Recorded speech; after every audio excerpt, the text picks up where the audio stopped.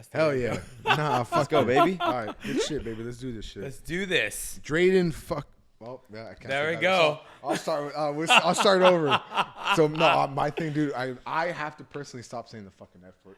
No, that's what you bleep. You bleep it for. No, you but gotta bleep. But the long form on YouTube, the algorithm, can't like bleep they it don't on. like when you cuss and shit. On the regular one.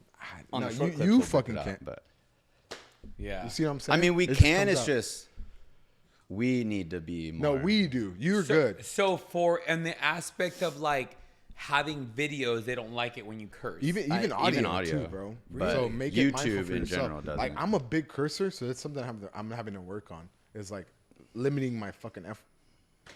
no, See? it's You see how it it's- just comes out? No, it really does. I find I know, it's myself hard. doing that a lot, but I think that where I've been noticing that I cut it more and where mentally I start fighting myself being able to chop it is when I'm like in a super business setting and I have to like be the highest class hooker ever. No, honestly, man. I feel like when I try to be like more professional or something, I like subconsciously like turn it off to where I'm not saying the F word. But It's just hard. when I feel comfortable. Oh man, that F word's. See? Well, no, It's fine. It's fine 100%. everywhere, yeah. 100%. It happens to me all the time. But I've been rooting myself, even when I'm in the car, even when I speak, because a lot of people are just like, hey, you drop the F word a lot.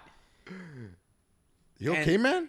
You okay? You okay? Dropping the F word, bro. Yeah. And I'm like, shut the fuck up. But I think the one thing that's been so fruitful about using the F word in the grand scheme of things is some of the most important, influential, richest people that I know curse like sailors. And I'm like, well, fuck if they can. But it's when there's it's a time used and a when place. it's used with passion, right? Yeah, In there's a time and a place. situations like that where you're trying to embed something in someone's head, you might have to say like, "Fuck," like you fucking understand. You know what I mean? Like, Well, you know? Yeah. even on my friend's podcast, Joe Mary and Ed Milet was on there, and Ed Milet was dropping F-bombs, and he kept on like saying, I'm dropping F-bombs in a Christian podcast. And he kept on saying it, and he was like, oh, but then again, for him, it's like, fuck it, I'm Ed Milet, you know?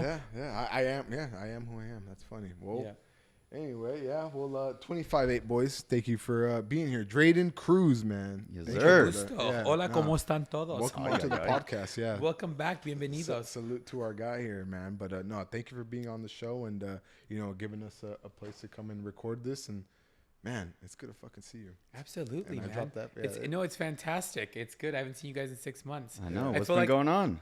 I feel like social media keeps us all tied with everything. know, It it keeps does. us really Absolutely. in touch with what we're doing in our lives. Sometimes it's crazy because you see people that, you're like, oh, I haven't seen you in 3-4 years, but you know everything that's going on with them because of social media. That's Legit. been going on. That's been going on, yeah. Straight up, man. No, A lot's man. been going on. No, A good lot. to see A you. lot I has know. just been going on. So with- you're back in LA, or you're here in LA. I'm doing here. your thing. I'm Yeah. grounded. I'm starting to be very mindful of my surroundings and remember what Los Angeles politics are like. Yeah. I'm starting to remember that really quick. Yeah. What LA is just truly like. There's a lot of I'm born and raised here in LA. Yeah. Born and raised in LA. I'm such an Angelino, but since I've been gone for 3 years, Where were you? I was in Oceanside. I was in Huntington Beach. I was in OC, San Diego County. My life was just so much more chill. I forgot about everything that happens All the here. minutia, huh? I forgot about the pollution in the air and in society. Straight up. No, straight up, man. Yeah, like it's a fucking rat race here. It is a rat race here. Fuck yeah. This city, what I remember, and is very like, if you can't be used, you're useless.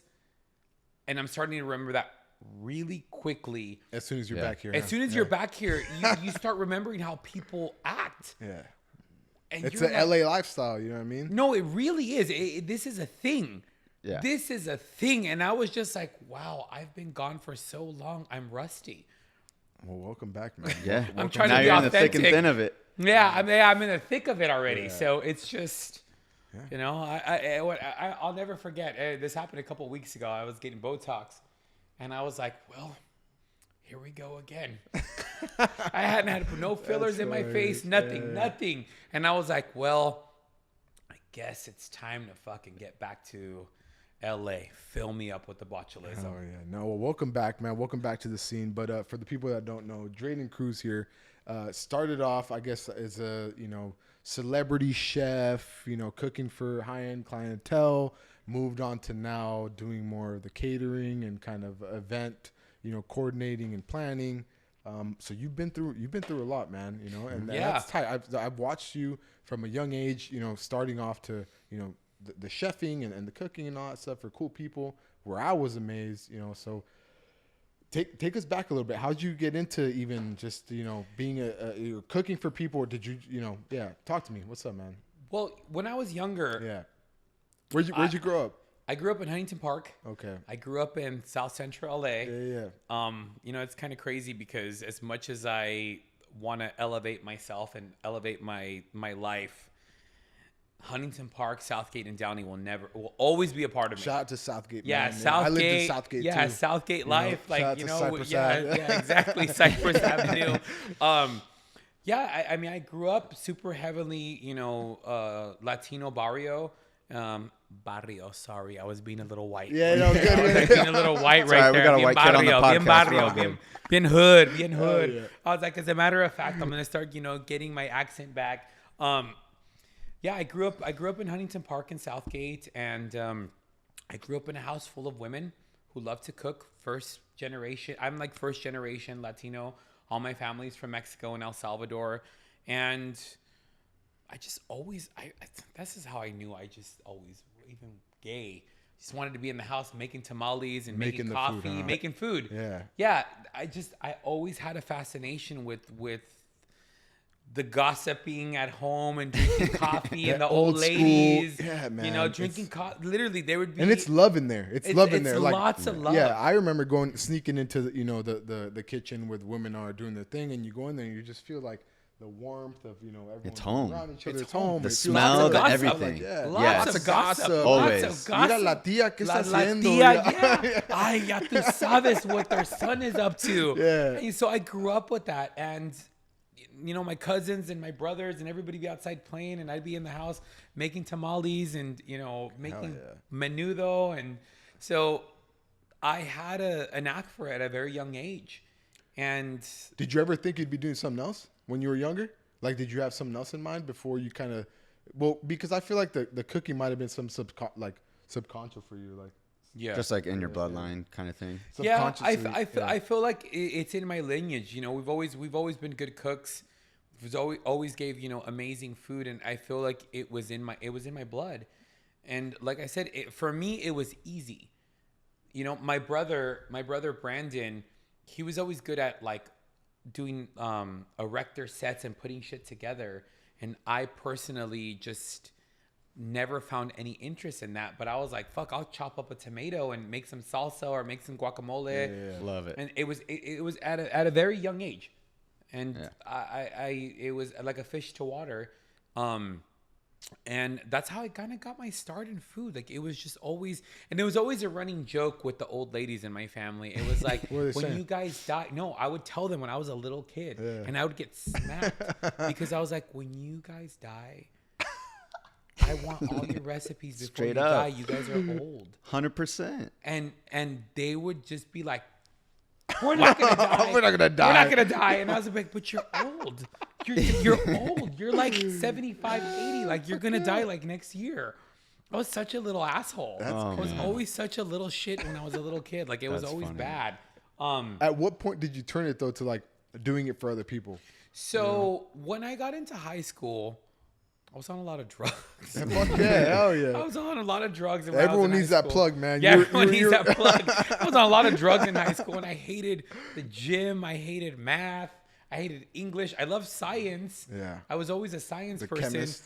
And yeah, I was a chemist, exactly. That seems to be running in my blood. Thanks to my dad, that chemistry ran in my blood. Cooking up all the shit. Yeah, cooking it all up. And I was doing home economics. They would call it home ec. Yeah. That was it. Home ec. I mean, now it was like, cooking class. I don't think you can call it home ec now. I think you get canceled you call it home ec now. Be careful.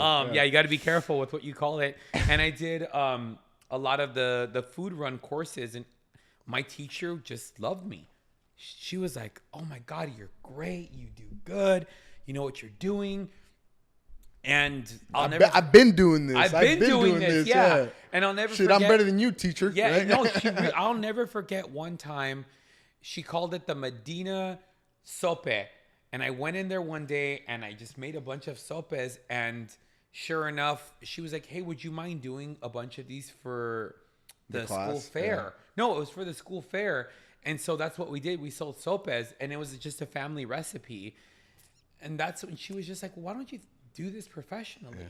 And that's kind of how it started. That's how it kind of just stuck in your head like Yeah. that. Damn, that's cool. Yeah, that's cool. Yeah. At a young age, I was always into food. Shout out to her for putting that, like embedding that in you. She was such a bee too. Really? Yeah, she was. She was. Miss Lazardi was something else, but I loved her. Miss Lazardi. I don't know if she's alive. I don't know if she's dead. Miss Lazardi, if you are, thank you so much. If you're 6 feet under, I'm sorry. Yeah. But shout out to her, man. Shout out yeah, to she Miss put Lazardi, that. yeah. She plugged that. You know what I She mean? did. She really did. As what teachers should be doing. That's good, man. Yeah. I don't feel like they do that in school. Do they do cooking in school nah, anymore? I I feel like it's a liability. Now they're like, our insurance rate's going to go up. Yeah. Geico's not going to cover this. Geico's not going to cover baking a cake. No, yeah, exactly. No, they don't have it. I asked my little brother the other day. I was like, "Yeah, do you guys have wood shop or any of that? Like, you know, They activities took it like all that?" out. Nope, don't do any of that stuff. They're anymore. like, we don't do that 1900s. Yeah, I'm like, It's we all don't know. technology. Yeah, driven yeah. Like nowadays. we don't do that old school shit in our class anymore. I think it'd be tight. Yeah. What was before, like you said, in high school, all that? What were you doing before you got kind of in the fold of professional chef and cooking and all that? I was a bad kid.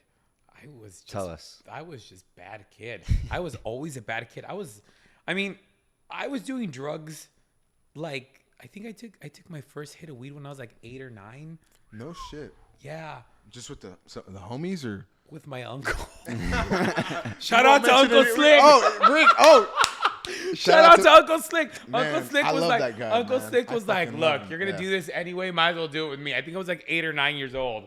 Yeah, he's gonna kill me for saying. Nah, shout out to Uncle Slick, bro. He's a Shout out man. to Uncle Slick in Cypress Hill.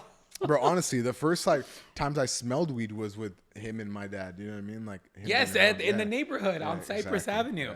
Yeah, man. So I was just always wanting to hang out with the older kids, the older crowd, drinking at like 12, 13, smoking cigarettes. Like it was never like, I never wanted to do sports. I never wanted to do like kid things. I was always like, Yeah, so party. that's what he's kind of mentioning. Like, so what made you like, okay, I gotta stop being, you know, I don't want to say it, but like Just radical. you know, radical to now something like, okay, I gotta. my grandma getting cancer.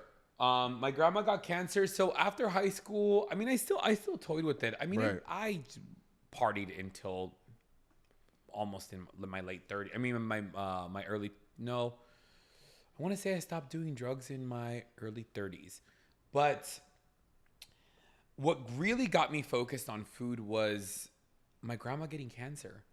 My dad's mom got cancer. She got really aggressive form of brain cancer. No way, damn. You know, and now I really hate her for this because I'll never forget. She was like on her way tapping out. She's like, "I'm going to pay for your culinary school. I want you to be a chef." And that was grandma's dying wish. Yeah. And how are you not Gonna grant Gonna that. fulfill going to that, grant yeah. that for your grandma? But then I realized like, she guilted me. A little guilt trip, huh? In a Like, way. you Gave me a better do guilt it. trip, even though she was on her way out. She was giving me a guilt trip. But you gotta understand, she probably did it for the benefit of the doubt. Like she did it Yeah. for your best interest. You know what I mean? Like, okay, mijo, like you've been with me doing this since, you know, whatever age. Like, carry it on. You know, do something cool with it. You know? Yeah, how do you say no to dying grandma? You can't. You can't. You cannot. That's on any aspect of this. You cannot deny your dying grandmother her last wish. And that's how I got into culinary school. That's how I started my career. I went to school in What San school did you go to? Francisco. Is it okay. Yeah, I went to California Culinary in San Francisco, but I hated San Francisco. I don't like that weather. It's so fucking cold. It's cold up there, huh? It's Fuck. so cold. It's so cold. And I was living in a hotel.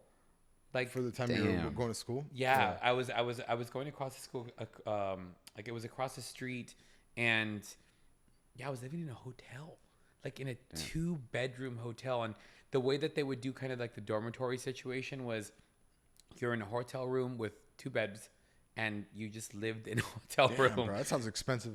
It was extremely expensive. At the time, it was like, for me, it was like $800 a month, and that was like, Well, yeah, back then. almost like 17 years ago. That was a lot of money. Yeah. That sounds so bad. No, it is, bro. I remember my very first apartment when I first moved out, my rent was like $700. And I thought, like, how am I ever going to pay this? You know, it's so much money. And Yeah, compared to now, we're paying thousands. I'm not going to say, but you know what I mean? Like, yeah, it's funny. Yeah, we're paying thousands of dollars now. But back then, it was like $800. What? Now I'm like, I wish it was $800.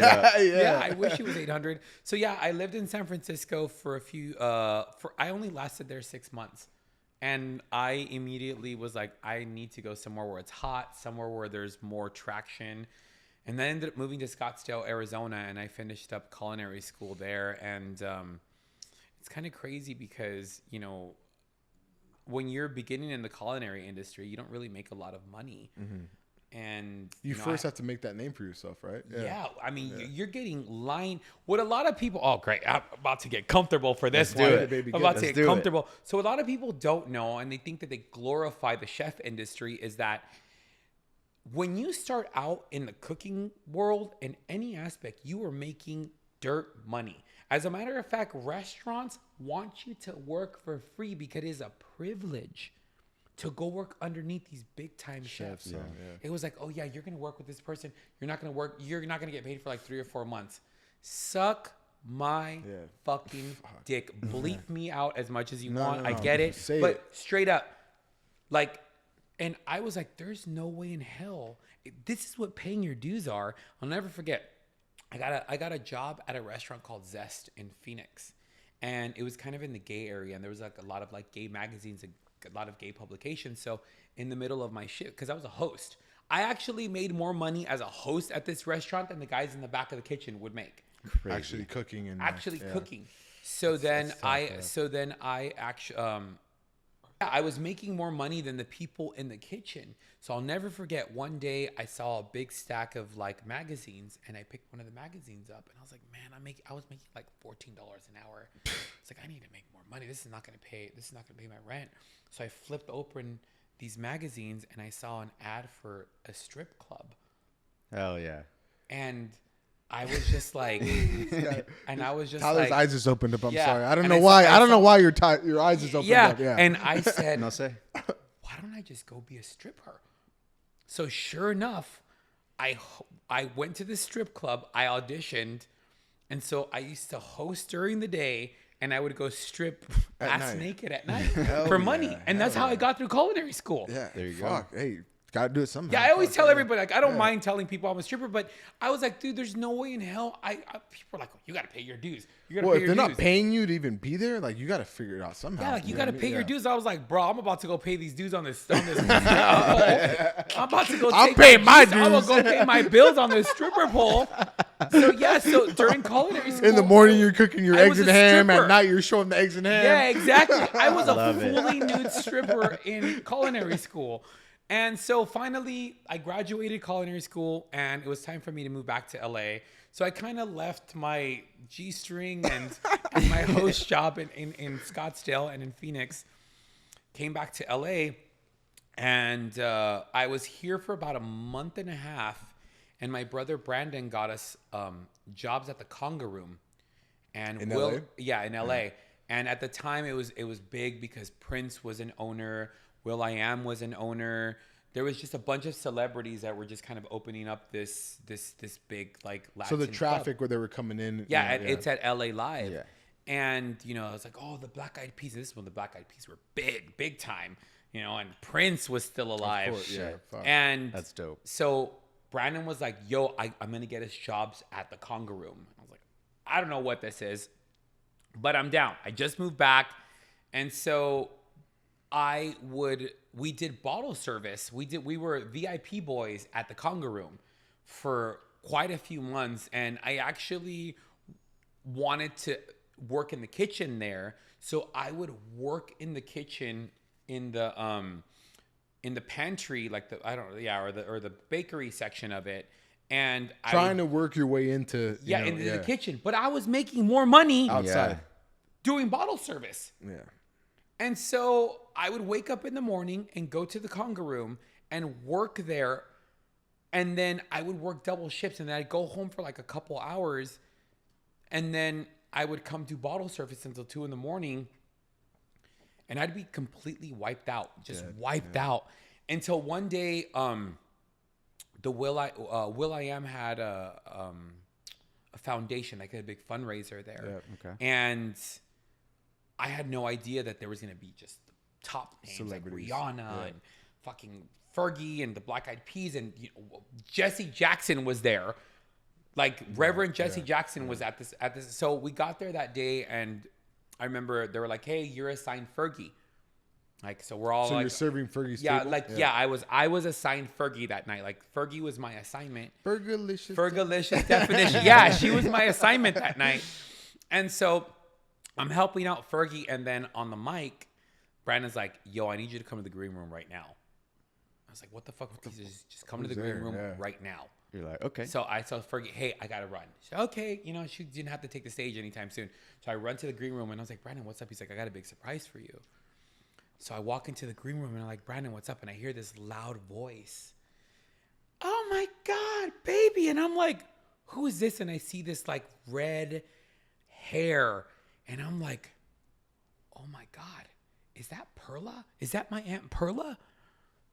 And so my Aunt Perla married. So at that moment, who'd you think it was? Or I didn't know at first. Before you get into the story, because I know where you're going. Yeah. But like when you were in that moment and you heard that, you're like, what are you I didn't know. into? Brandon didn't want to tell me who was in the room. Brandon did not want to tell me who was in the room. And I was going in blindsided. You heard some voices, and I heard some voices, and it was so funny because I at that point hadn't seen Slash yet. Slash was sitting there in his like. See, before you get into that, that's what I'm saying. Before you realized what was going on, what were you feeling? How was it? I was just like, bro, why am I going into the green room? Going on, huh? What's going on? What the fuck's and this then guy I pulling on walk me? in there, and I see this like sultry redhead, and I knew immediately I knew who it was. What was going on, huh? And then so my Aunt Perla comes, gives me a big hug and kiss, and then she's like, "Slash," and I'm like, "Oh fuck." I was like, "Holy shit." And then it all kind of came back to me. So, I mean, this is kind of a long, interesting story. And the reason why I say Perla is my aunt, she at some point was going to be my stepmom, but Slash never liked the fact that we kind of yeah. So, ladies and gentlemen, let's take it back a little bit. We'll take it back a little bit. When he says Slash, he means Slash from Guns N' Roses. Yeah, Slash from Guns N' Roses. I would have fucking been starstruck as a motherfucker. Yeah, well, I met Slash when I was about 13 years old, and I was in high school. So my dad dated Perla, Slash's ex-wife, for many years before she was with Slash, and we always kept in contact. And this is kind of crazy because this is how. So you knew her before you went into the room? I had known that they were married. I knew they were together because I met Slash through Perla when I was like 12 or 13, but I hadn't reconnected with them.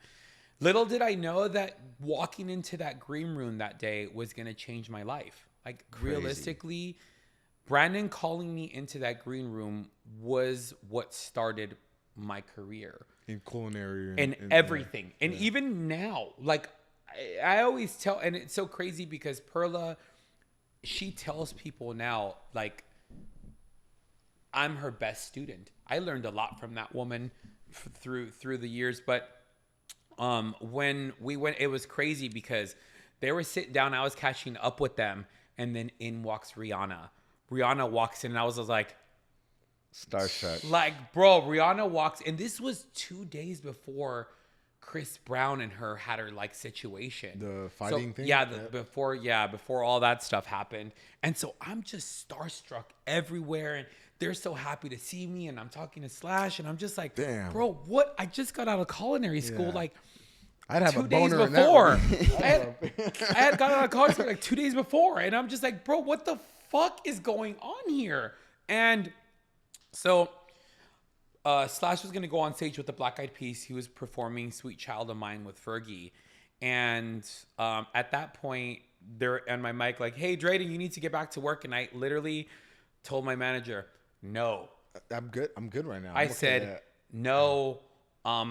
Slash personally asked for me to stay here, and if you want to come confirm this, like, you can come to the green room right now. And Slash was like, yeah, don't worry about it. I'll take care of your job.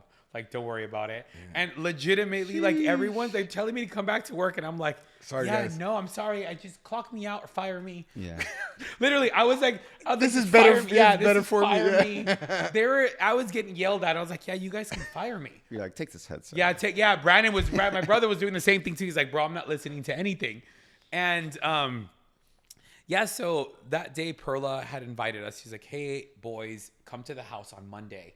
Let's have dinner. Let's have a proper catch up. And so, yeah. This is still in LA? This was in LA. Yeah. They were living in Tarzana at the time. Okay. And so Monday night, Brandon, we were done with the day. And we went to Slash's house in Tarzana and we kicked it.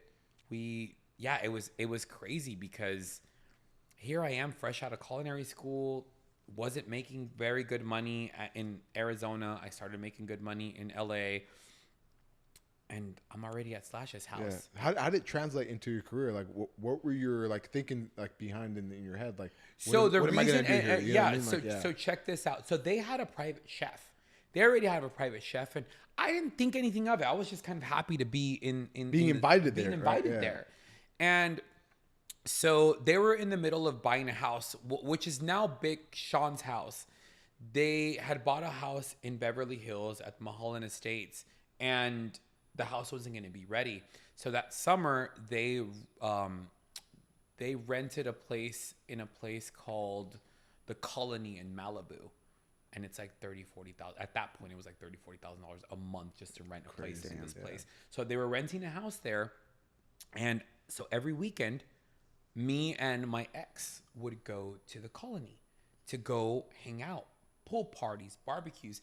And so there would be like 50 people there and no one wanted to cook. So I was like, hey, yo, I'll cook. Yeah, like, give me the reins, baby. So, I got this. Yeah. So my Aunt Perla would give me the credit card and I would go to Ralph's or whatever it was. And I would just buy all the barbecue food and I would just throw it down in the summer. And they were like, yeah, this is really good. It's fire, bro. This is fire. I'm like, yeah. So those barbecues in Malibu started my career as a private chef and as a caterer. That's crazy. So when they kind of like started giving you props, is that when you were like, okay, I can actually do this and charge other people for the same thing and like make a living off of this? Well, no, what ended up happening was that their friends that were all there, they were like, hey, Draden, can we hire you to do our kids' barbecues? Shit. Yeah. Can we do? Yeah, that's how it started. Okay. And they were like, hey, Draden, will you personal chef for us? And I was like, yeah, sure. I think I was like 25 years old. Yeah. Young, fresh, yeah. Young, fresh. And then I'll never forget how I ended up in London for the first time. So across the street. So funny story. One day I was in my little Speedo I was in my Speedo with doing my shopping at Ralph's. No, I was in my Speedo, went to the beach. And I was just, I was a bit drunk at the time. And these two little kids came up and kind of started splashing water on me. And I was like, who the fuck are these little kids? I'm gonna kick one in the forehead. Yeah. Well, no, but they were little. Nice, and I noticed that my ex at the time, he kind of was like had a shocked look in his face. And I was like, what's wrong with you? I was drunk. And then the kids' mothers come up to me and she was like in her British accent. She's like, oh, hello. Sorry about the children. So sorry. Yeah. Sorry about the children. And I was like, oh, she's like, that's a fantastic Speedo you have on. It's like your little underwear. And I was like, oh, and like I said, I was with my ex and a friend of mine, and their jaws were on the floor. And I was like, what the fuck's going on here? Yeah, like, who is this? And she's like, what's your name? And I was like, oh, my name is Draden. She's like, my name is Helly. And I was like, oh, Helly, that's a nice name. That's a nice name. So man. she's a redhead, and and at the time, like I said, I still didn't know who this person was. And she's like, well, what are you doing here? And I was like, oh, I'm here with Slash across the street. She's like, oh, Slash. Yes, Tim told us that Slash is staying across the street. And I'm like, Tim, it still wasn't resonating. I was like, Yeah. It didn't click redhead, yet. British woman. Tim, it You're still there wasn't. drinking, having a good I was time, drinking, having yeah. a good time. And she's like, yeah, well, Tim's in here doing Alice. And it still didn't resonate. And then she's like, yeah, I was just filming the last of my scenes. And I was like, What Tim, the hell? What is this? Alice, Burton? Helen. And I was like, oh my God, this is Helena Bonham Carter.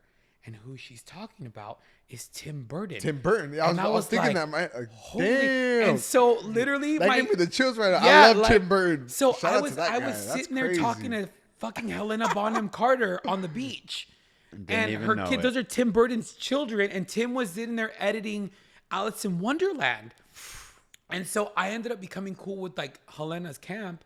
And then they ended up coming over to the house later on that night and inviting me to London. Yeah, damn. And they obviously figured out by that time what you did and stuff like that. Yeah. So when I tell you that I've had the most interesting whirlwind career and I got really lucky, and this was a lot before like even my friends were doing celebrities and they were doing, anything Hollywood.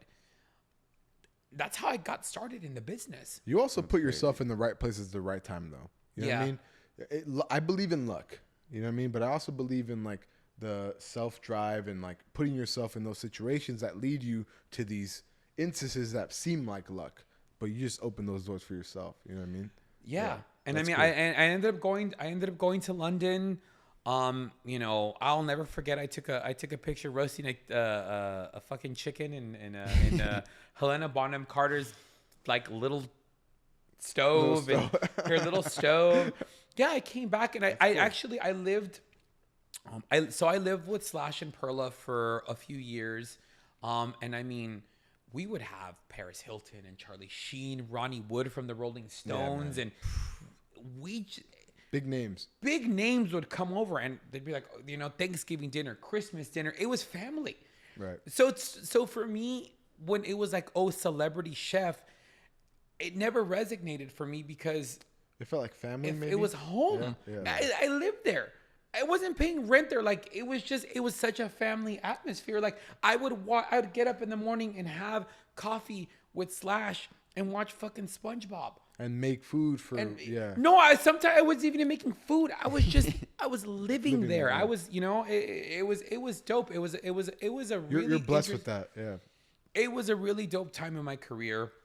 Unfortunately, they ended up getting divorced and everybody ended up kind of parting ways. But that network pretty much put me Opened everything up for you. It opened everything up, and I still to this day thank them very much for allowing me that space. Not a lot of people. It was all a the very opportunity and all that. They really don't. So from there, where did you take it to? Because I know you took it to like a whole different level. You know what I mean? You were doing the personal, celebrity chef stuff, but then you took it to more like you made it an art. You know what I mean? And that's what I really liked about, you and your brand was that it's not just, the chef and like making cool food and that tastes good, but it was visually appealing as well. You know what I mean? You made it, like I said, like an art. You know what I mean? Like when you started doing like. Well, the crazy part about it is because I always felt like I was a niche market, I was working with some very wealthy people. Like I would get phone calls and sometimes they wouldn't even let me know who the client was. It was like, yo, That's these insane. people are flying in from Abu Dhabi. These people are flying in from Dubai. What's your rate? And I would be like, yeah, like what's your rate? And so And how do you decide that? I mean, I don't want to. Yeah. Well, Yeah. I just knew that even my executive chef friends weren't making as much money as I was making really good money. Out of all my friends, Good for you, man. Good for you. I was making like the biggest price tag for one time like coming in as a personal chef. So I had a very fruitful life as a personal chef.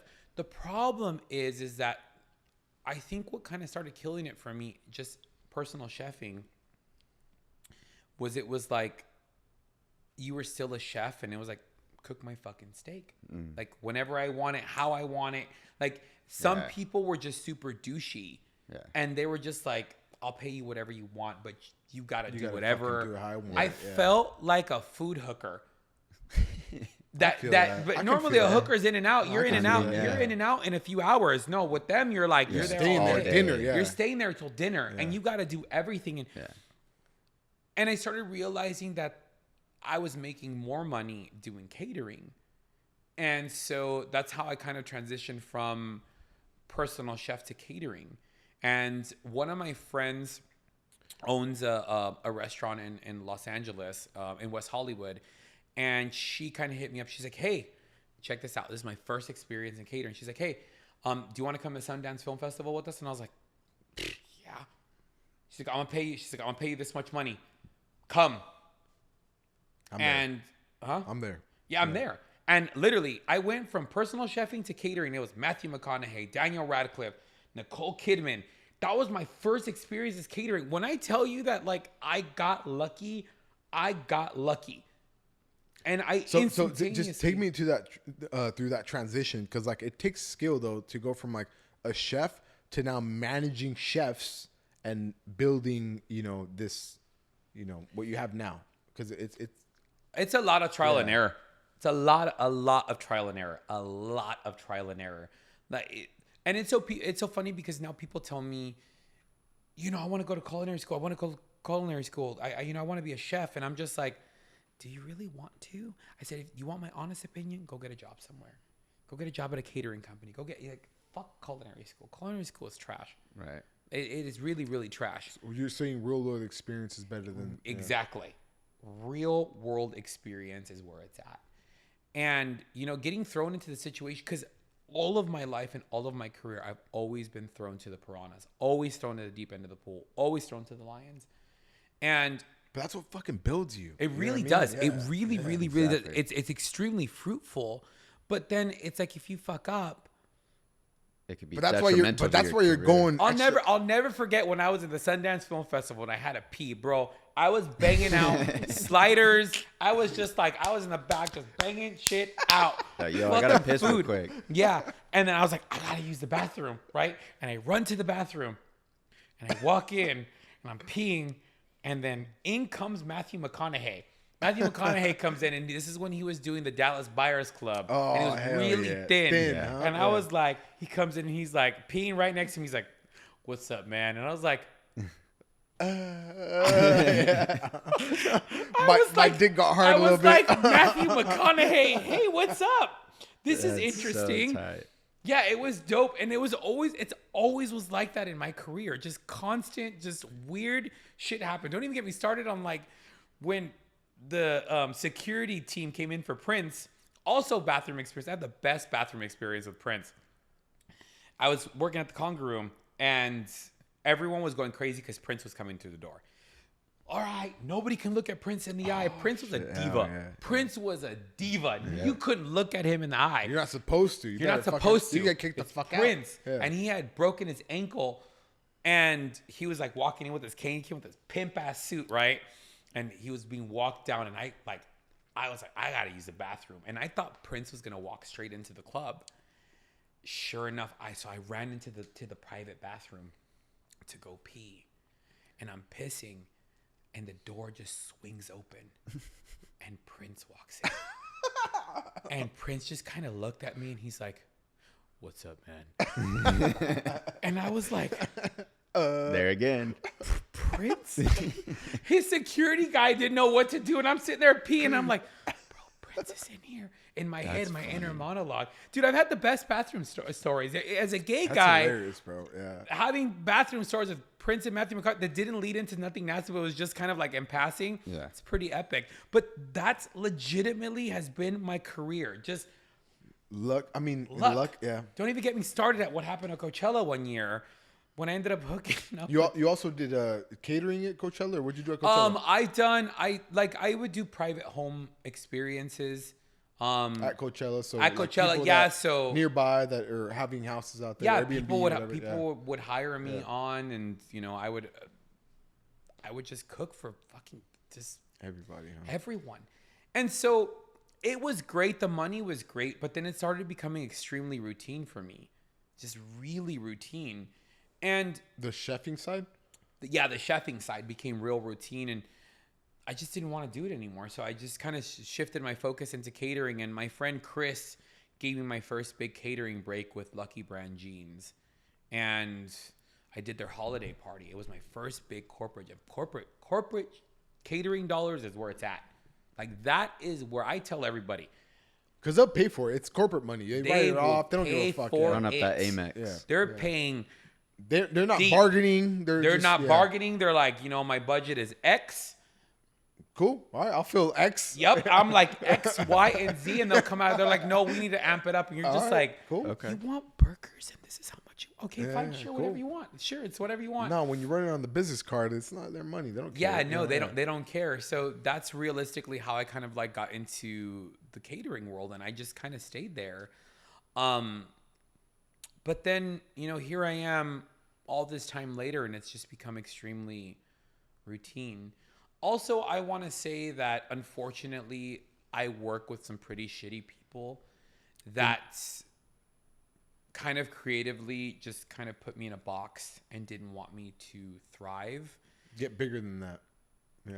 Well, you know what? Here's the downside when you work with event producers and you work with an agency, or when you work with crooked business partners, and you kind of trust the process. So when you're on the chef side, yeah, pretty when much you work like with certain people that are trying to put you on to certain events. yeah. So right? pretty much Yeah. like so. Here's the thing, chef. If there's anybody chef related or catering related, I'm about to give you guys a little secret of working with Let's event hear it. producers and working with agencies. Yeah.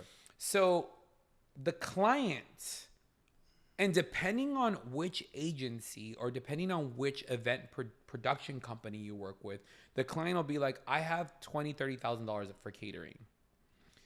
Technically speaking, you're supposed to get full budget, full spectrum of a budget.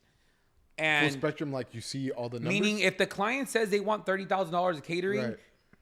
they're supposed to get $30,000 of catering, or maybe, $25,000. So you're saying you make what you're buying fit that budget. So you're giving them what they're paying for. Is that what you're Yes. saying? And so I was working with people that were taking money off the top and out the back end. And then so they would be like, so what would have been a $20,000 budget was a $12,000 or $13,000 budget. But they made it seam like a. Yeah, and then the client would kind of come back and be like, well, we paid $20,000. Why isn't the food this? And I'm in my mind, I'm like, well, you gave me a $12,000 budget. And they're like, no, the budget was $25,000. And I'm like, Damn. wait a minute. Yeah, where'd it go What? wrong? Where did this money go? And so I started realizing that a lot of they were taking money. And they were and the way that I was being met with this, and this is what really turned me off with working with producers and working with agencies, is they're like, well, we're taking our 20%. And I'm like, okay, look, I get taking 20%. But no one's gonna hire you again if I do this thing again. Right? Yeah. But for them, it's like, well, you got this money. You deserve this. You should be able to do it with this. And realistically speaking, like, I get it. Every agent takes 20%, but you don't take 20% off the top and 20% off the back. You're not supposed to do that. And I started realizing that the people that I thought were my friends, the people that I thought were Hooking you up with hooking jobs. me up with jobs, We're just making money for themselves. were completely raping me. Wow. And when I started speaking to the client in private, when I was getting the feedback, and they were like, well, this was the budget. And I was like, Damn. well, this was the budget. Yeah. And I started getting turned off. And so when I realized, I was like, you know what? Why don't I just cut out the middleman and I become the event producer? Yep. And I start doing my own events. And of course, That's how you got into the now where you're at now, then, huh? yeah, that's how I Wow. got. And then That's you already crazy. had all the connections and all that. So Yeah. Well, you know what? When you work with crooked people, when you have crooked business partners, they end up digging their own grave. They end up There's no longevity in that. There is absolutely no longevity in not being truthful to your clients. And for me, when people are like, well, I'm giving you this money, you should be happy that I'm giving you $15,000. It's like, bro, but you're taking $10,000 for yourself. Bitch. Like, bitch, like, who are you kidding? Who are you kidding? Like, we're all working to the bone. All you're doing is putting together a deal, and you're making 20% off the entire budget, and you're double dipping. Suck it. Yeah, no. Suck it. Like, I'm not gonna be your bitch anymore. But like that's what you were saying. That's what made you open your eyes to now being more of like, okay, cut out the middleman, and now let me jump in and fulfill that, and I can do also the bring you the quality food and produce the event produce the event. Even if I hire another catering company, I think for me, what I've learned in the grand scheme of things is you want to treat your vendors right. You want to treat them with the same respect that you would want to be treated with, and especially you fairly. And you being in those shoes, you know what they deserve, right? You being 100% on the other side of it, where you've been hired onto stuff. You know what kind of respect you want from other people, so you know how to treat them when you hire them for these events, right? Yeah, like, I've been in those shoes. I've done what you're doing, so I know what you're feeling. I've been there, done that. I know how to treat you, basically, right? Yeah, and that's what, for me, I really got turned off by it. I mean, I was making fantastic money, but when you see that people are greedy and you could be making better money and you're the one doing all the work, and they're like, well, I put together the deal. These are my clients.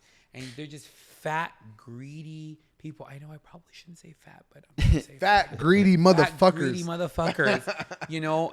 You get really turned off to the situation. And I feel like greed, it's ugly. And people are greedy. People love money. People love it's like they love it so much. It sucks, huh? It really sucks because it's like, I love money too, but I'm not going to fuck up a relationship. I'm not gonna do someone dirty for it. Yeah. Well, I mean, it all comes back to character and all of that, So reputation, especially like in your line of business. I mean, nowadays in anything, it's like reputation is everything. Yeah, 100%. You knowing the ins and outs, getting that knowledge, even though it ultimately, you got backstabbed multiple times, several times, I'm sure. Yeah. It ultimately was a blessing in disguise in a way to now what you're doing, and then what you can, hold on to that and know in the future going into things of like, okay, you always got to kind of watch your own back, so to speak. Yeah, especially in this town. Living in LA, it's very smoke and mirrors. People fake it till they make it. And a lot of people will take advantage of you. And what was really sad, and I'm finally okay to talk about this because I'm out of contract. I am not working with the people that I used to work with. Is I don't agree with stealing from clients. I don't agree with overstuffing budgets. I don't agree with lying and cheating. And, when it comes to work, I'm pretty straightforward. But seeing kind of the nasty side to business and how money hungry people get to kind of afford their lifestyle, whether it's driving a nice car, buying their hooker a Rolex, or sustaining their whatever expensive lifestyle, Saint Laurent fucking, clothing habits. And I'm totally being bitchy with this. Be very specific. It's true. It's very specific. True. It's really sad to be able to, it's crazy because I had started an agency with the buddy of mine, and that's essentially who I'm talking about right now. And having him, watching him steal from clients, watching him use my family, use me to advance himself instead of advancing the company, advancing us. Yeah, it was really sad to watch. Yeah. And I was just so turned off by it. And in his eyes, he was like, well, I'm making you rich. And I'm like, you're really not. You're stealing money from my family. You're stealing money from me. And, We're supposed to be best friends. We're supposed to do this. And realistically speaking, that's kind of like why I just started getting turned off. To the industry. Because I seen that a lot of people were running their businesses like that. Yeah. Yeah, so starting a business with a friend and kind of getting turned off about kind of the way that he was running things, kind of the lying and the manipulation aspect of it, really turned me off to a lot of things. And I realized that I can create a space where it didn't have to be that way. Yeah. And I can kind of reinvent myself and move into a new aspect of what I think events, catering, and even experiential marketing is. And I feel like right now it's been such a transitional phase for me because I walked away kind of from the life that I was living before, being a private chef, being an exclusive caterer, and realizing that I could expand myself into so many different bigger audiences. Yes. Yeah. And hitting so many different aspects of just business. Right. I feel like a lot of the time people, as a chef, you are a chef. Yeah. This is what, this is You're it. kind of limiting yourself. You're limiting instead yourself. of broadening, like you just said, business wise, not just being a chef, but marketing, all this other stuff. Yeah. You got to be smart about it. So I want to say my biggest experiences from this whole journey, and as fruitful and as hurtful as they were and are, you can always just reinvent yourself and reinvent the path At any time. At any time, right? At any time. Anytime you don't feel like you're feeling your true purpose, you're fulfilling your true purpose, you can reinvent yourself, right? You can step out of whatever you're doing at any time. 100%. And I feel that I'm always going to be a great chef. I'm always going to have, I mean, I've had a great career, but after going through what I went through during the pandemic and, starting an agency and seeing how that went south, I realized personally that I was never going to let anyone put me in a fucking box again. Love that. So that's why now I'm just like, yeah, I'm good. I'm retiring from being a chef. And that's where you're at now, huh? You retired, right? Yeah, you're not doing it anymore, huh? So I can tell you exactly what's happening. So me, personal chefing, Yeah. I will not personal chef. Unless you're feeling it, maybe? Unless for the fam. Yeah, unless it's for the fam, 100%. It's you'll always be doing it for the fam. Yeah, right? What are you cooking us after this? Yeah, like as I make charcuterie boards for us to eat today. There has been instances, I won't name the liquor company, but they've hit me up and they're like, hey, we want you to do these dinner experiences. And trying to pull you out of retirement, huh? I mean, for the right amount. Yeah, I think exactly. anyone Everyone comes has out a of price. retirement. Everyone has a price. So when I say I'm retired for everyone except for if the price is right. Then but I don't even look at it like I'm chefing. It's more curated. Yeah. It's more experiential. It's more like Sure. I'm being allowed a space to be 100% creative. And even still, I'm not really doing the work. I'm just kind of curating the evening or curating the space menu. for everyone. It's the to experience bring in and the everything. Experience, yeah, 100%. And that's what you're doing now, right? Yeah, I'm doing a lot of I know people experiential. that work with you and like do stuff with you as well for like events. Like for example, one of the girls that does like bartending with you, I've seen her on some of your events. I'm like, man, that's so cool because you put all that together because you know what the customer is expecting, so you pool the best in different fields and provide the experience for the guest, right? Yeah. Yeah, so now, but realistically speaking, I'm for sure dead. Even with catering, I'm just tapping out at the end of the year. Like I just booked my own personal last catering job where I'm actually going to be prepping the food. It's for my friend's wedding in January of next year, and she's my last assignment. And then I will not be doing it anymore. On the Vices? Vices? Yeah, like, so for me, that's the name of your catering company, right? Yeah, Vices Events and Catering. There you go. Yeah, like, I just personally, like, I will not be in the kitchen anymore. I'm done. You're just tapped out. I'm just done. So what's the future for Draden Cruz? The future right now, experiential marketing, keynote speaking, coaching, And my next big project, which is I myself am venturing into the podcast world. Hell yeah, I Something love like it. this. Hell yeah. Yeah, man. I'm joining the ranks of, Hell of you Dude, fellas. It's fun, man. Yeah, that's good. it's gonna be fucking great. So my podcast is gonna be called My Vicious Love. It's gonna be all about modern day sex, love, and relationships. Qué rico. Yes, it's true. Like, I want to say, I've always been a sexual person. I've always been Right. a deep diver when it comes to love and relationships Pleasure and and- sex. yeah. It's always been my calling, and so many people have always accused me about over sexualizing things, overthinking these things, and going on to the deep dive. And I realized that, am I really, or is it just me? No, it's just how you are. It's just how you're built. it's just how I am.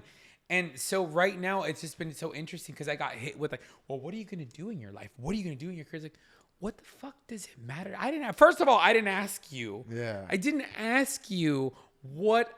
I didn't ask you your care opinion. about me like that. Yeah, most of the time when I say like, hey, I'm doing this, I don't have passion in the kitchen anymore. I don't have the drive to sit there and create in the kitchen anymore. But talking about love and sex and relationships and just diving deep is just something I'm so passionate about.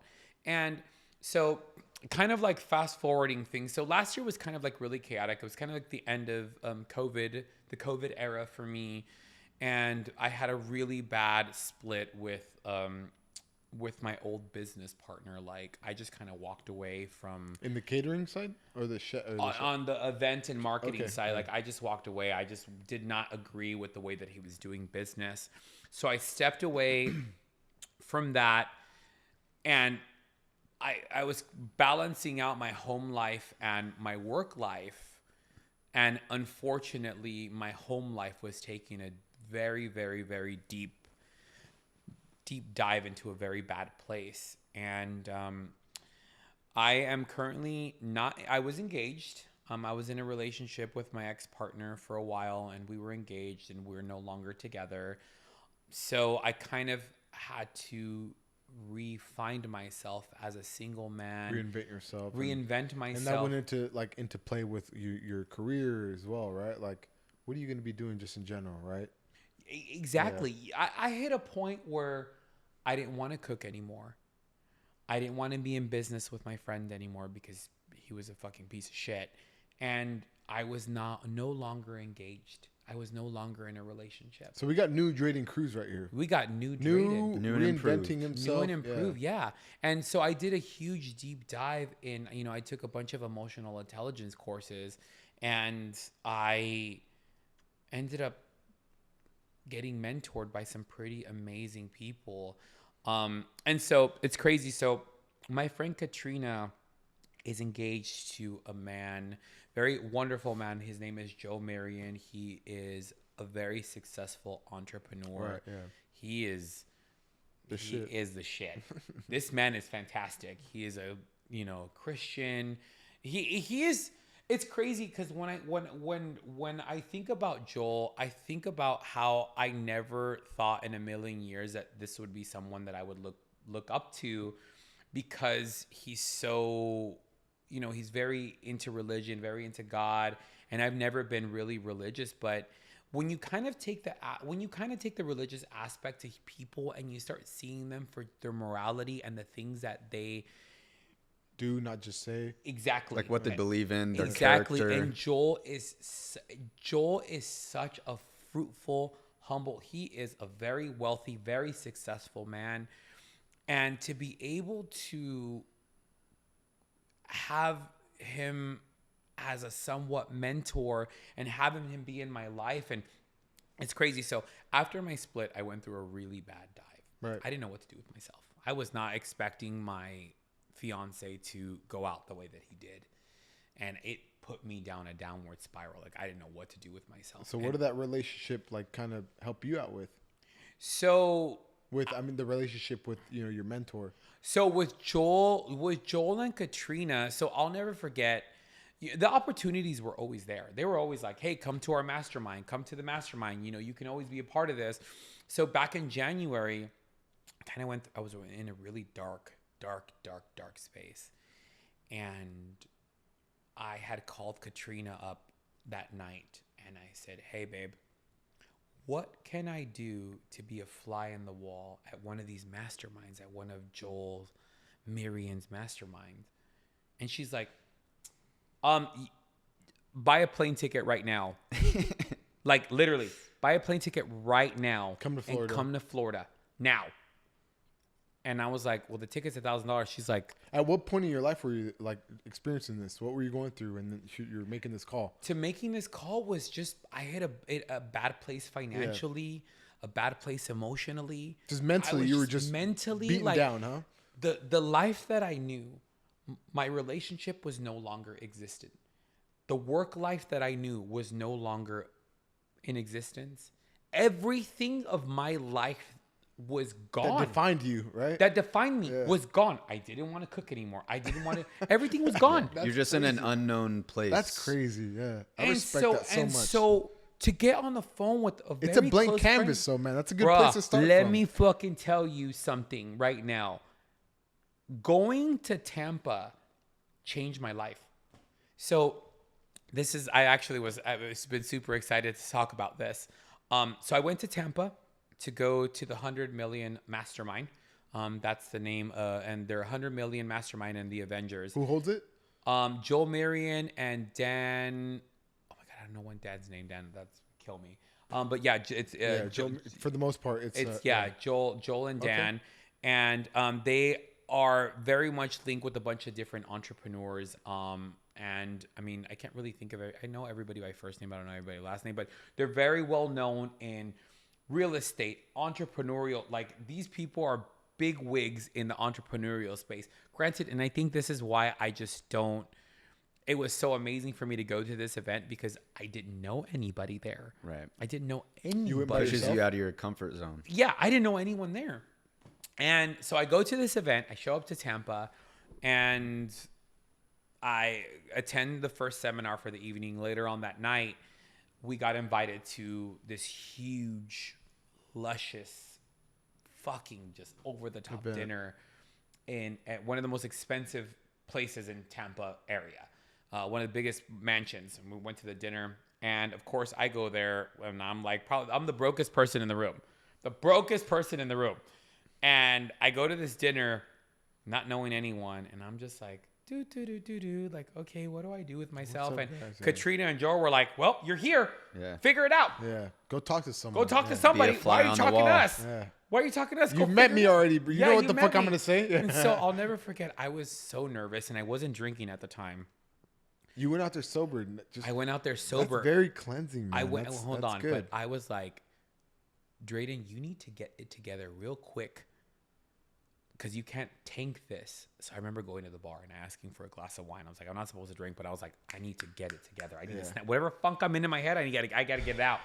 And so little liquid courage, man. Little liquid courage. And so I walk to a table and I see there was a couple seats open, and I sit down and I introduce myself to the table, not knowing who's at the table.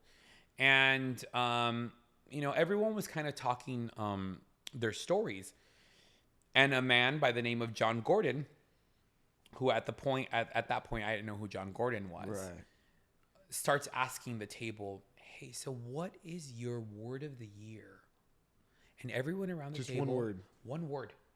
Everyone around the table said their word. And everything was like entrepreneurial or business related. So it came to me. I was the last person to say my word. And John was like, so Draden, what is your word of the year? And I looked at John and I said, my word is vulnerability. And everyone was like, really? Explain why. Yeah. And the man next to me at the time, I didn't know who he was, but he's a man by the name of Erwin McManfis, and he's actually the founder of Mosaic Church here in Los Angeles. Oh, cool.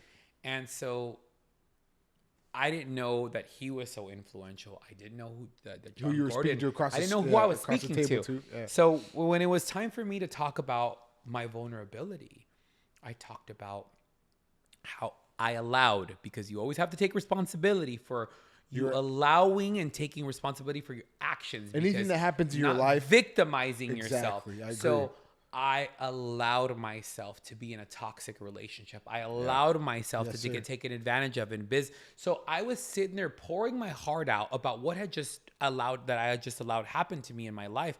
And I was pretty much in tears.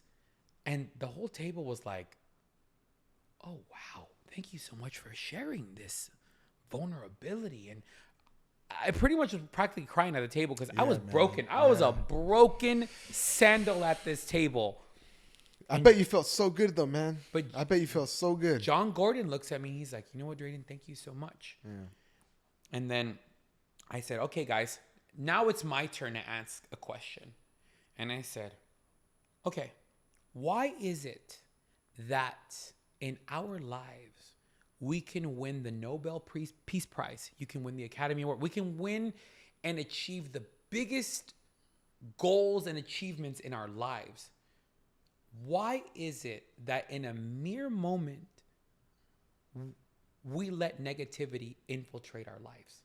Why is it that a breakup or bad business or somebody yelling at talking you, shit or something take you away from one of the biggest moments of your life? Why is it? And That's John Gordon looks at Erwin McManus and he says, all right, Erwin, you take this. And Erwin says, it's because it's in our nature. It is in our nature. We love the drama. We love a story. We love a tale. So these negative things in our life, we allow them to define us because it's in our nature to drift to a narrative that's dark because it's what keeps us going. The drama. The drama is what keeps us going. Going back to the women in the kitchen. Yeah, women in the kitchen, the drama. And of course, makes a good story. it makes a good story. Yeah, exactly. It Full makes circle. It makes a fantastic story. So I was like, oh, wow. And so I had a great time with them. The following day, I had no idea that Erwin and John were going to be the keynote speakers of the mastermind the following day. And it was so crazy because I was broken heart. Oh, man. My bastard ex, man, that piece of shit. But I love him so much. I still love you. I hate you, but I love you. Always going to love you. I remember just being so broken. And Erwin and John went up and gave my story. They didn't say my name, but they talked about vulnerability, compassion. Bruh, they were talking about, we were talking about vulnerability at the table and they started kind of saying my story. Dude, I was like this. Yeah. I just told you I was vulnerable. I was vulnerable. And you just putting my shit on blast right now. And so I was like, holy crap. Like, these men, I had no idea who they were. I didn't know who John Gordon was. I didn't know that John Gordon sold 7 million books and talks to some of the biggest people in the world. Yeah. Yes. John Gordon is like the man. And he talked about my story of vulnerability. I was shook. And I remember being like, bruh, I don't know what's going on with my ex right now, but my shit's getting put on. I'm being as a reference point right now. This is me as a reference point. And I remember sitting there and being like, something changed instantly. I was like, okay, maybe I'm supposed to be here. Maybe I was supposed to go through this horrible breakup. You start feeling bad for yourself a little bit, huh? You stop victimizing yourself. Yeah. You start taking accountability for the things that you've done, how you showed up. And why you're there, right? You did. 100%. Or what you didn't do. What you didn't do. Fully. And I knew. I came back from Tampa. And I made money out there. I landed some clients. I was out, bro. I was brokenhearted. Wasn't sleeping. Was drinking myself to oblivion. And I walked out of there with some clients and some knowledge and some new friends. And I realized that because of my compassion, because of my vulnerability, because I just got put through the trenches, there was no going back to whatever my life was, whatever had happened, personal or business, there was no going back. And there is no going back right now. And so when I decided, okay, like I'm really not doing the kitchen anymore. I don't find purpose in being a chef anymore. It does not make me happy. It does not serve me any type of anything. Yeah. So why do it? Right. Because I'm fucking good at it? No. You shouldn't. You know, if you're good at something and you're not happy with it, you're the dumbass that shouldn't, and you don't want to get out of it and try something new. That's your own fault. That's your own fault. You know, the people that I look up to the most, it was Martha Stewart, Samuel Jackson, Sylvester Stallone, like my idols, like, Why? Vera Wang.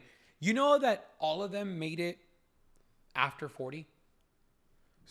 So what you're saying is after fucking up a couple of times, after yeah. pulling themselves away from what they thought was like their calling. Yeah. A lot of people don't know you can start over again. Doesn't matter.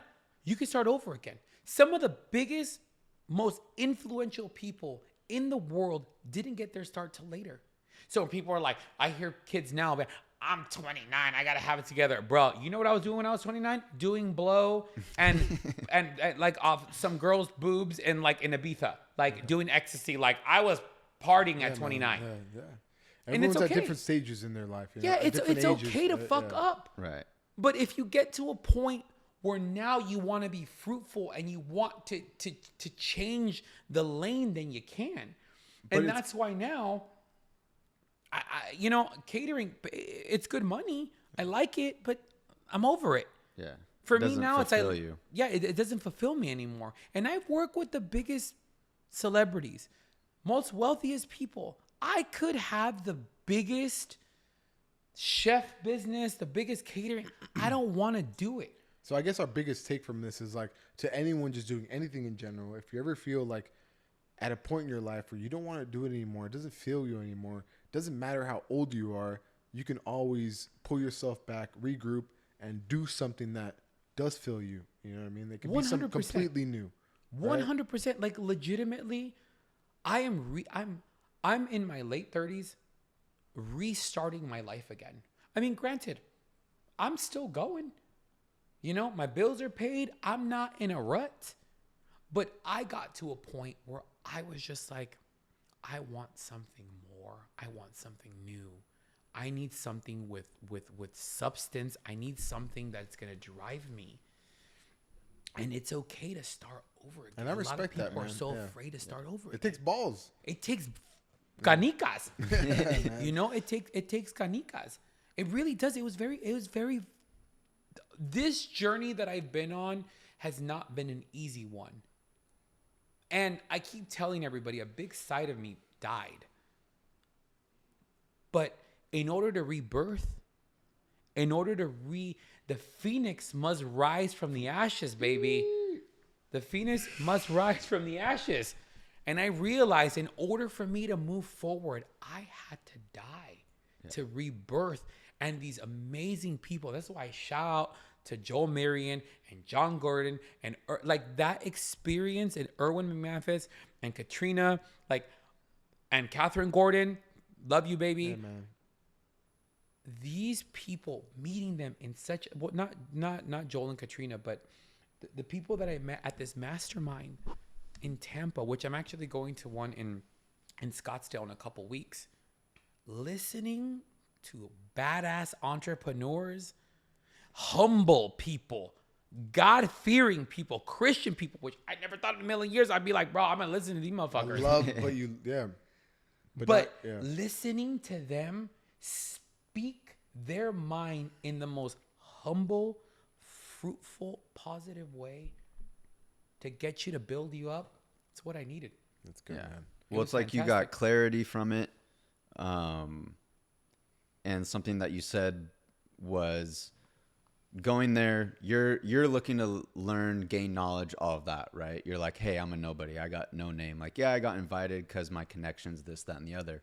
But then you go there, you're sitting next to these huge people, influential people, and they go up and share your story. And those people that are big names that you would never think could learn from you were actually learning from you. Vulnerability. That's rad. Vulnerability. When I keep telling everybody what vulnerability, bruh, literally, and I remember my ex used to be like, you are the most emotionalist person in the world. And I'm telling you now, like, I cry in a movie now. Like I am like, I'll be in the car listening to a song and I just start crying. I'm That's like, fine though. That's God, good. why am I no, crying? Let it out, baby. Let it out. No, it is fantastic. It is amazing to be in touch at this point of my life, being so in touch with my emotions and being able, like, I even tell my brothers this all the time because they're like, what happened to you? I was like, bruh, what happened to me is I took the hard road to recovery. The road that a lot of people don't like to take, I took. I took the self-help journey. And you got to know that the harder route is the best route. Oh, because yes. That's what is really going to help you and define what you're looking for and like who you want to be. You know what I mean? If you take the easy route, you're only going to barely be touching the surface of your real, problems or, things you have in your mind. Yeah. But I feel like when you focus on like the real fears, the real roots of whatever it is, that's when you become like Draden Cruz, baby. Yeah, when you're able to look in the mirror and accept what you see right there, flaws and all. No one fucking knows but you when you're looking in that mirror. You gotta look at yourself in the mirror. You gotta look at yourself and do a deep dive. It don't matter how much money you make. If you are unhappy, who the fuck you're looking at? Who you're looking at? Oh yeah, I've met people with all kind of money, unhappiest motherfuckers on the face of the planet. Yep. And I've met the people with the least money, and they're the most fruitful people on earth. But I realize if life, if your business, if your career, if what you are doing does not serve you purpose, stop doing and change it immediately. And that's where I'm at now. Like, I said, fuck it to my old life. All of it. Even my friends, I had a meeting with a friend another day, and he was kept pitting me on some shit. I'm like, that's gone, baby. It's gone. It's done. It's like not a part of you. It's not a part of me anymore. And you want to keep talking about that shit? Talking about that shit? And all that. Yeah. I might have to X you out too. Get out of here. Yeah. I even told him, I was like, if we're not able to meet in the middle right now, I am fully okay with walking away with our friendship. Right. Straight up. Yeah. That was it. There's nothing you're going to do. There's nothing you're going to say. It's done. This is my new path. And if you are not willing to accept my new path, I don't want to continue our friendship. You do not serve a purpose in my life. And frankly, I don't serve a purpose in you because I'm not willing to go down to the trenches with you again. And you don't need that anymore. Yeah. So what's one thing that you wish you would have done or wish you would have known way back when? It could be whatever. And then what's one thing that you pride yourself on in terms of, hey, I had this in me from day one and it got me to where I was? To be honest with you, and this is my biggest advice for anyone, don't get into the hype. A lot of people, and I don't want to get emotional when I say this, but I really wish that I did not allow my career to get involved in my personal life. It should have never bled over.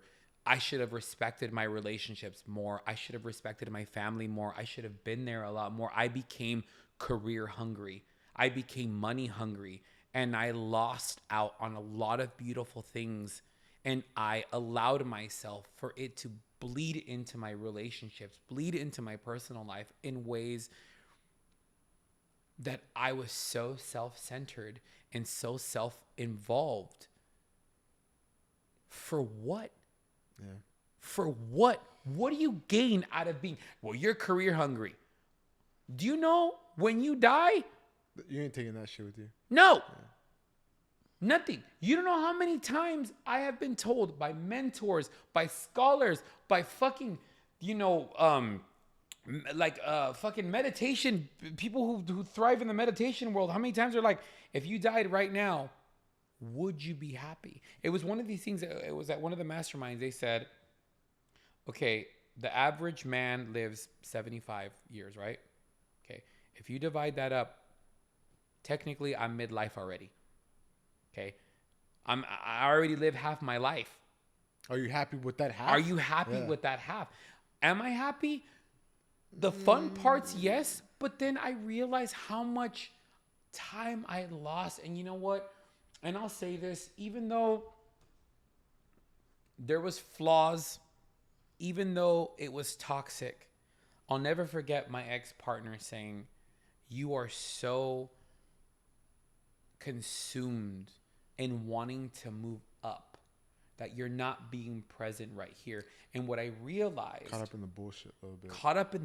And I was giving energy to people that did not deserve my energy. You're trying to look good for someone that isn't even gonna fucking be there. And it's gonna be there. Yeah. And I realized that I was screwing up my home life for for a business partner who was stealing money from me, who was stealing money from clients when I should have just walked away. I could have just walked away and I start over again, and it was ruining my home life. Granted, there was a lot more other things ruining my home life, but I think now, going back, I realized follow your intuition, follow your inner purpose, your calling. Follow your purpose. If you don't think that it's good, and if you don't think it's fruitful, chances are it's not that. Yeah. And for me now, looking at how I would have changed things, I should have been more loving and compassionate. That I can honestly tell you, like, I wish that I would have taken these emotional intelligence courses a long time ago. And been more present. And been more present in my life. And that's why now, the other day, about a month ago, I called my brother randomly. It was like 9 o'clock in the morning. He's like, "Hey, bro, what's up?" And I was like, "Hey, brother, I just want to call. I love you." He said, "What?" He's like, "Yeah, I love you." You fucking drunk? Yeah. I was like, "I love you. I don't tell you I love you very often, but I love you." Bro, Cap did not know what to do. Cap was like, "What the hell?" I love He's you like, too. "Is this my brother?" Yeah. And so now I'm very, very present. I'm like, "I love you, man. Have a great day." That's how I am. So that's what I would change. And I think, what was your career? Yeah. Right. What was your second question? What's one thing that, more on the positive side of, that you always had, or maybe you grew into, but that you're proud of that you've done, and now transitioning and taking that, into the future and into new ventures, new relationships, personal. So the one thing that I can always say that I'm proud of and I love about myself is that I speak my mind, even though it hurts. Sometimes I'll say things to people that they don't want to hear, and they're like, "You just go to the jugular." And I was like, do I really go through the jugular? Or is it the truth? Or is it just the truth and you can't handle the truth?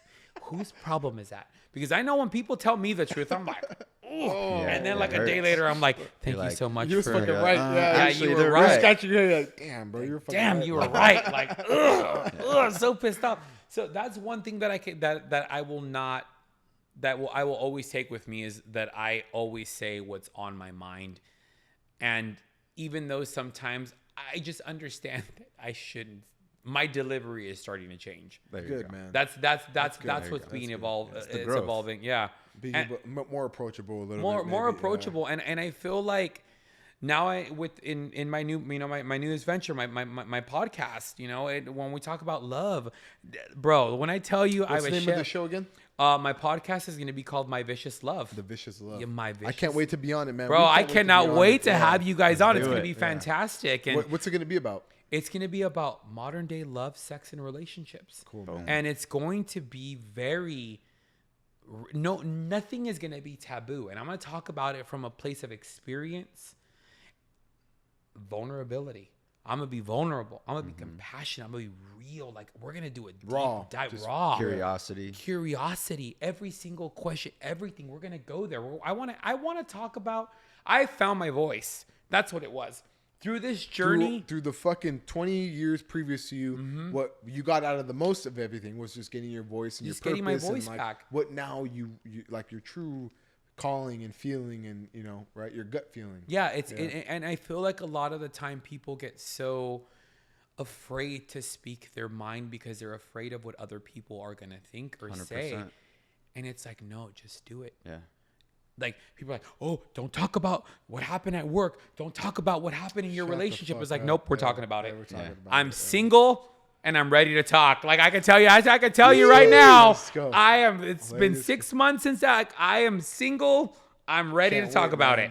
We're gonna do the deep dive. On another episode, can't wait to be on that one. Yes, you fellas. Draden Cruz. Thank you so much, guys. Thank you for being on the show, man. And we can't wait to be on your podcast, but bro, we appreciate you having us. Thank you. And, appreciate it's been you. a fucking cool, experience talking to you, learning from you, and dude, I can't wait to see what the future holds, man. Let's do this, Proud of baby. you. man. Yeah, Proud of you, boy. Let's go. Thank you. Let's do it. 25-8, ladies and gentlemen. Thank you. Bye-bye.